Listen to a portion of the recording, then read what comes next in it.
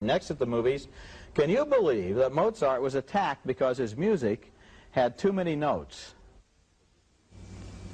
Forgive me, Majesty. I'm a vulgar man. But I assure you, my music is not.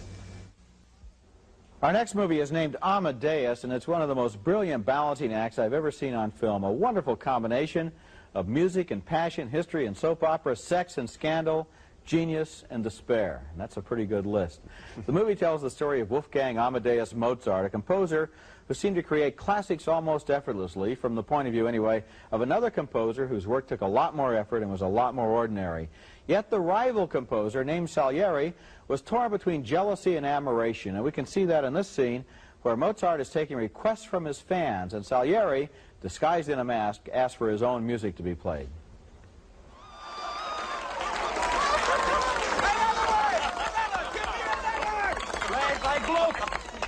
Boring. Another! I don't like him. Another one! Play Salieri. Now that is a challenge. That is a challenge. Please. Please.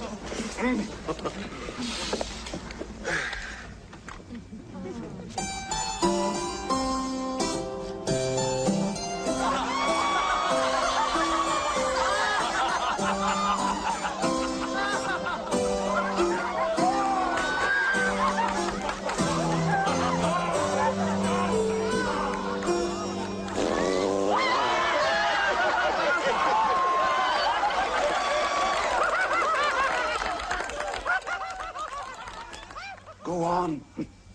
Mock me. Laugh. That was not Mozart laughing, Father. That was God.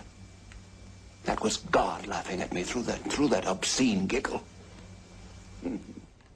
That's F. Murray Abraham in a really wonderful performance. There was the old man Salieri remembering the scene from his youth when Mozart seemed to be able to do, with no effort at all, what Salieri could never hope to do. And he's remembering there the genius of Mozart. But this movie, Amadeus, is not a boring historical movie that's simply supposed to be educational.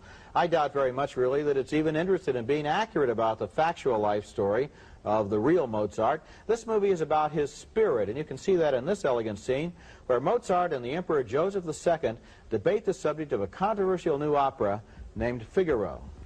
Figaro is a bad play. It stirs up hatred between the classes.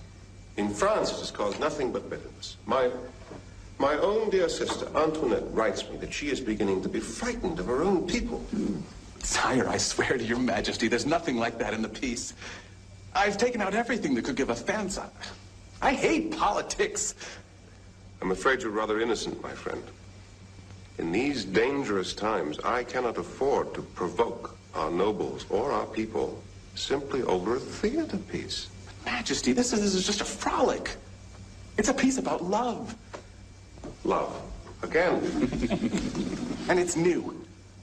It's entirely new. It's so new that people will go mad for it. That's Thomas Holtz as Wolfgang Amadeus Mozart, and oddly enough, you might remember him from National Lampoon's Animal House. He was the guy who went out with the mayor's daughter.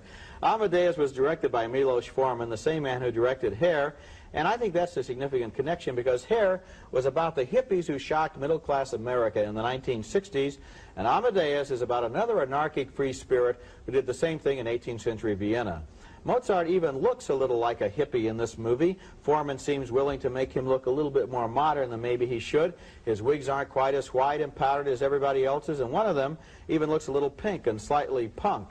Amadeus, I think, is one of this year's great films. I really enjoyed it. I enjoyed it very much, too. I enjoyed it from a whole other aspect, and that is, well, maybe this is what you meant when you said his spirit. I think the movie is about the creative process. I think that this movie does something that's very hard to do in film, and that is show an idea being created and the celebration of the joy of creation. You know when it's done worst? With writers in movies. You know the scene. They show the writer typing away, and they rip the paper up and crumple it, then drink out of the bottle. You know, that's the way we see creativity often in the movies. There was a fine film by Ken Russell named Savage Messiah about a sculptor that was very good. This is the only other film that I can think of in recent years where I saw the work of an artist being celebrated, and I appreciated that very much. I kind of go along with you on that, but on the other hand, it seemed to me that this is much more the story of a person who happened to be Mozart, and who, in addition to that fact, also has this relationship with the older man who is jealous of him. I understand also has the guts to go in there and talk to the emperor in the way that he does, who is goofy and daffy and has that funny laugh and is happy that everybody loves him and marries the young woman. I understand and that. has his little household. But all of that is there in addition to the music. Yes, it's all there, and I didn't think it was that important. I thought what was important there was the celebration of creativity, plus the fact that even though this guy is very jealous of him, the old man is extremely jealous of him, he also admires him. So you're saying there's enough in what you see to make it a great movie. I say there's enough in what I see to make it a great movie. There's a double bill. Must be some kind of a great movie. Okay. Double header. We both thought Amadeus is one of the best movies we've seen this year. Too enthusiastic. Thumbs up for the story of Mozart, his life and times.